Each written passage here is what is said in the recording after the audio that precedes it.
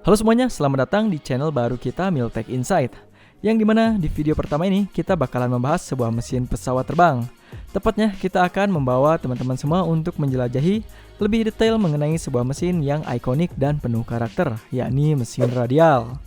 Tapi sebelum kita melangkah lebih jauh, mari bayangkan momen epik dalam sejarah penerbangan pada masa Perang Dunia ke-1, di mana pesawat terbang di atas kita dengan suara guruh, kuat, pekat, dan menakutkan melintas. Dan yang mendorongnya adalah mesin radial yang legendaris, di mana mesin ini memiliki daya tarik dan sejarah yang tak tertandingi. So, dalam beberapa menit ke depan, kita akan bersama-sama memahami cara kerja mesin radial, mengapa mesin-mesin ini dipilih, dan bagaimana eksistensinya bisa mempengaruhi perkembangan dunia penerbangan.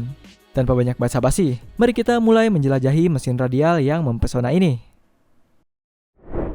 Mesin radial adalah salah satu mesin pembakaran dalam dengan konfigurasi 4 silinder yang sering kita lihat pada mesin-mesin pesawat tempur pada Perang Dunia ke-1 dan juga Perang Dunia ke-2.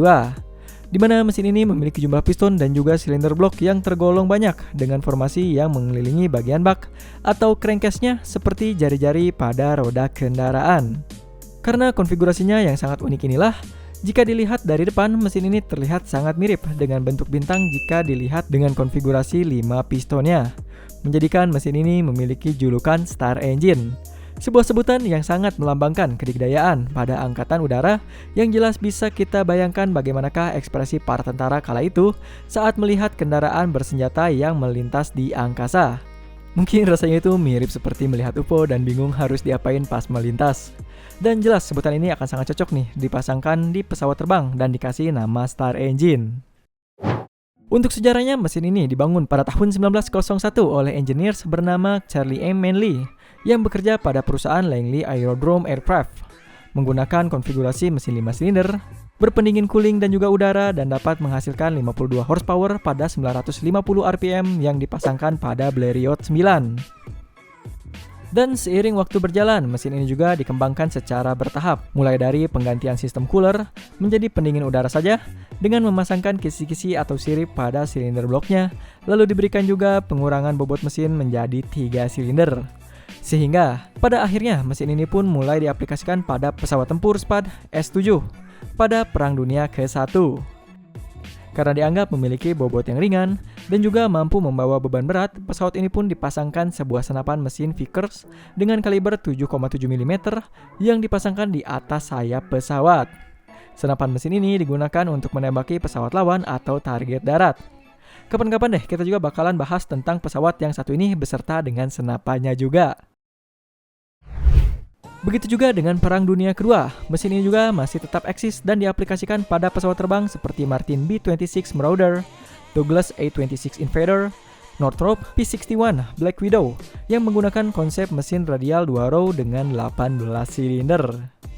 FYI, selain diaplikasikan pada kendaraan udara, mesin ini juga diaplikasikan pada tank-tank berukuran kecil seperti M1 Combat Car, M3 Stuart, M3 Lee, dan LVT-2 Water Buffalo, yang lebih tepatnya menggunakan mesin The Continental R67O dengan konfigurasi 7 silinder radial aero engine keluaran 1931.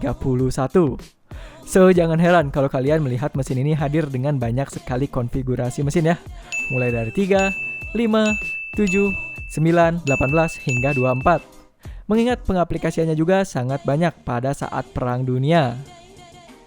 Oke, kita anggap cukup untuk sejarahnya. Sekarang kita bahas mengenai part-part yang digunakan dan bagaimana mesin ini dapat bekerja. Sekarang kita bahas mengenai part-part yang terdapat pada mesin radial engine. Secara keseluruhan, komponen-komponen utama pada mesin ini hampir sama persis dengan mesin-mesin pembakaran dalam pada umumnya, yakni crankshaft yang memiliki komponen tambahan berupa spider bearing atau bantalan spider yang berfungsi untuk menghubungkan semua connecting rod sekaligus. Lalu yang kedua ada crankcase dengan bentuk yang melingkar. Ketiga pistons. Dan juga yang keempat perangkat silinder head beserta katupnya yang menggunakan sistem katup OHV. Untuk penjelasan lebih detail tentang OHV ini langsung aja datengin channel kita FT-Share atau FTS Simulation ya. Namun pada mesin ini berbeda dengan mesin katup OHV pada umumnya. Pada mesin radial tidak memiliki camshaft. Fungsi camshaftnya digantikan dengan gear train berkonfigurasi planetary gear yang diberi nama sebagai camring dengan rasio putar planetary gearnya ada di 1:8, khusus untuk 9 silinder. Yang artinya, setiap 8 putaran mesin menghasilkan 1 putaran camring. Dan seperti yang bisa kita lihat, bahwa camring ini juga memiliki 4 benjolan atau nose yang berfungsi untuk menggerakkan katup pada silinder headnya. Lalu untuk sistem pengkabutannya, mesin ini menggunakan karbu dan juga injection. Selanjutnya ada juga spark plug untuk penggunaan bahan bakar bensin. Dan selanjutnya part utama terakhir tentunya pada mesin pesawat dibutuhkan propeller atau baling-baling. Untuk cara kerjanya sendiri bisa dibilang sangat simpel. Sistem kerjanya ini menggunakan sistem katup 4-stroke yang bisa kita lihat juga di motor ataupun mobil.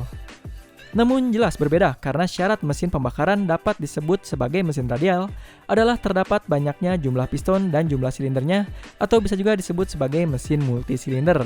Dengan syarat konsep silinder juga harus mengelilingi mesin dan jumlah silinder paling sedikit adalah 3.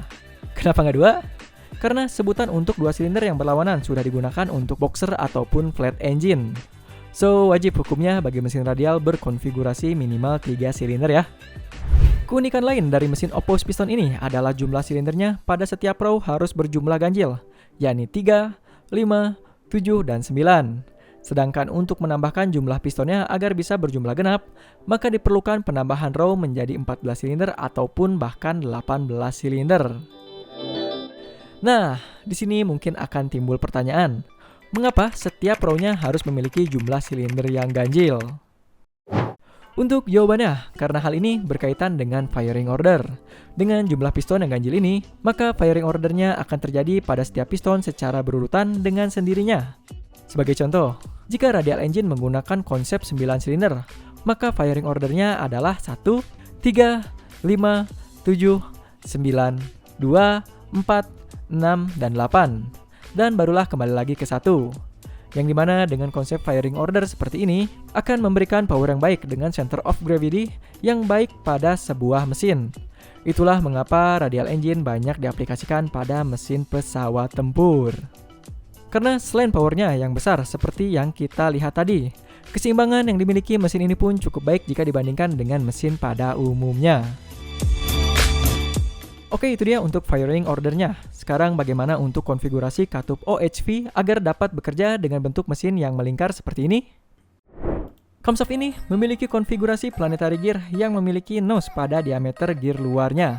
Seperti yang udah kita sampaikan sebelumnya dengan posisi nose yang saling bersilangan. Sedangkan untuk siklus dayanya seperti yang kita bilang tadi juga, mesin ini menggunakan konsep 4-stroke. Jadi persis seperti mesin pada umumnya, pada mesin ini pun akan ada proses hisap atau intake, compression atau kompresi, ignition atau patik, dan juga buang atau exhaust. Sekarang pasti kawan-kawan semua banyak yang penasaran bagaimana dengan konsep pelumasannya. Karena secara logika dengan konsep silinder yang mengelilingi crankcase akan membuat salah satu silinder pada bagian bawah bisa terendam oli. Bener nggak? Jadi biar nggak penasaran, sekarang kita langsung masuk aja ke bagian proses pelumasan pada radial engine. Nah, untuk kawan-kawan yang sering bertanya, kira-kira bagaimana sih sistem pelumasan pada mesin radial? Untuk sistem pelumasannya menggunakan konsep yang sama dengan mesin two-stroke, yakni sistem pelumasan yang disebut sebagai Total Loss Oiling System atau TLOS. Di mana oli memang akan dibuang bersamaan dengan bahan bakar yang akan dipatik.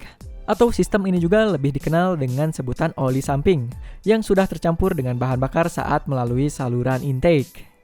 Jadi walaupun menggunakan konsep mesin 4 tak atau 4-stroke, kenyataannya jenis radial engine memiliki gas buang yang kurang ramah lingkungan juga. Oke, itu dia untuk pelumasan pada bagian piston. Sekarang bagaimanakah dengan pelumasan pada bagian crankshaft dan lain-lainnya? Untuk melumasi komponen-komponen tersebut, maka sebagian oli akan disemprotkan oleh injektor langsung ke bagian crankcase, crankshaft, dan juga sebagian lainnya akan langsung dipompa menuju bantalan. Pastinya di sini akan terbesit pertanyaan yang seperti awal tadi, yakni bagaimanakah dengan pelumasan crankcase yang rembes menuju silinder yang posisinya berada di bawah. Pada saat dioperasikan, rembesan oli tidak akan mengganggu kinerja mesin karena kuantitas rembesan olinya yang sangat sedikit dan langsung terbakar. Namun, berbeda halnya dengan mesin yang baru saja akan digunakan. Karena adanya jeda waktu yang cukup panjang sebelum mesin digunakan, oli pun akan menumpuk dan memenuhi bagian combustion chamber pada silinder terbawahnya. Kondisi ini biasanya dikenal juga dengan sebutan engine hydraulic locking. Untuk menanganinya, maka diperlukanlah penanganan secara manual, yakni dengan cara memutar baling-baling mesin sampai silinder blok benar-benar bersih dari genangan olinya. Nah, pasti di antara kawan-kawan ada yang timbul pertanyaan lagi nih. Kalau harus diputar, kenapa nggak langsung dihidupkan aja mesinnya? Toh dengan banyaknya silinder mesin, pasti mesin dapat dihidupkan walaupun sedikit pincang saat pertama kali digunakan. Justru disinilah permasalahannya, karena engine hydraulic locking itu akan merubah rasio kompresi pada dapur pacu.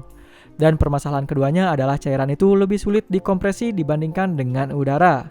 Yang artinya, kalau mesin dioperasikan secara paksa, tentunya akan mengakibatkan kerusakan pada beberapa komponen, terutama pada bagian connecting rod yang bisa bengkok bahkan patah jika menerima gerakan dan tekanan dari genangan oli secara paksa.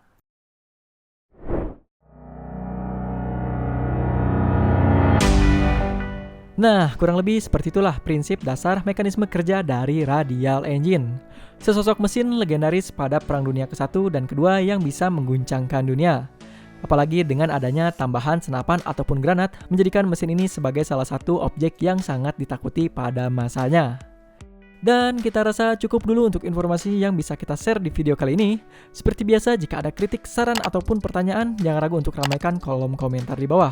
Saya Muhammad Karim undur diri dan sampai jumpa lagi.